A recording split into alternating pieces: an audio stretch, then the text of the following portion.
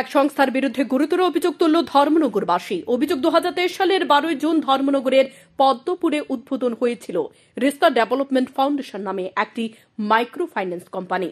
বিগত দিনে চিটফান্ডগুলি যেভাবে মানুষকে ঠকিয়ে বেপাত্তা হয়ে গিয়েছিল, পুনরায় একই অবস্থা শুরু করেছে নতুন করে ব্যাঙের ছাতার মতো গজিয়ে ওঠা মাইক্রো ফাইন্যান্স কোম্পানিগুলি।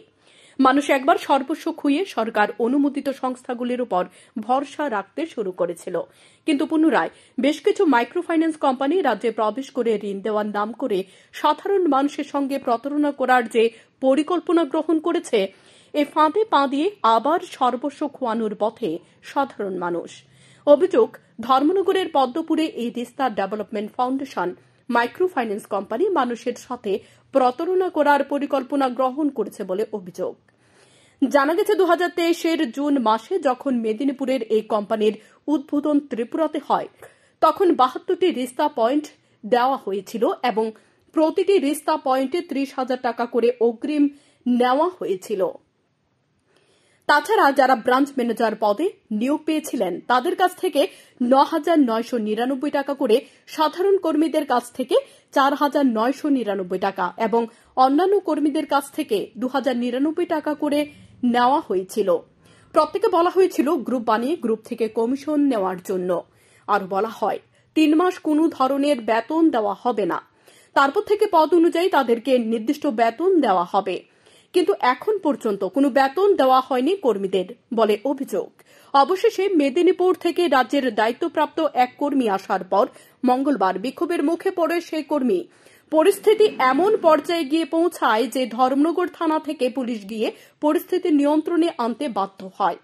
আরও জানা যায়, রাজ্যে এখন পর্যন্ত সংগ্রহ হয়েছে 18 লক্ষ টাকার অধিক, আর ঋণ বাবদ তারা খরচ করেছে মাত্র 14 লক্ষ টাকা। বাকি ঋণগুলি দিনের পর দিন ঘুরিয়ে নেওয়া হচ্ছে নানা অজুহাত দেখিয়ে। এতে রিস্তা পয়েন্টে যারা কাজ করেছে তারা দিশেহারা হয়ে মানুষের কাছে কোনো জবাব দিতে পারছে না। তখন কোম্পানি যে কন্ডিশন রাখছিল আমরা লোকে, যে আমরা প্রথম 3 মাস ক্যাজুয়াল হিসাবে কাজ করবো, তারপরে আমরা ফিক্সড স্যালারি ব্যবস্থা করা হইব। তো এইরকম 3 মাস যাওয়ার পরে দেখা গেল যে তারা ফিক্সড স্যালারি করছে না। বললো যে এখন না, জানুয়ারি মাস থেকে ফিক্সড স্যালারি করা হইব।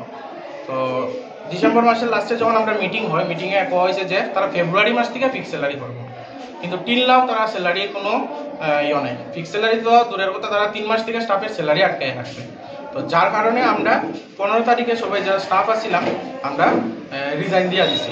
কিন্তু রিজাইন দেওয়ার পরে সমস্যাটা যেটা হয়েছে, এখানে যারা আমরা আরপি রিক্রুট করা হয়েছিল, 70+ আরপি ধর্মনগর ব্রাঞ্চে অলরেডি রিক্রুট আছে।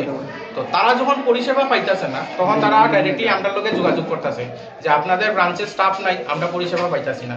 তো তাদের সাথে যেভাবে কন্ডিশন কইরা, তাদের সাথে যেভাবে টাকা নিয়ে তারা এখানে আমরা রিক্রুট করছিলাম, এই অনুযায়ী তারা কোনো কাজ করতে পারতেছে না। মুখ্যমন্ত্রীর হস্তক্ষেপ দাবি করছে প্রতারিত ধর্মনগরবাসী। শান্তন টিভি।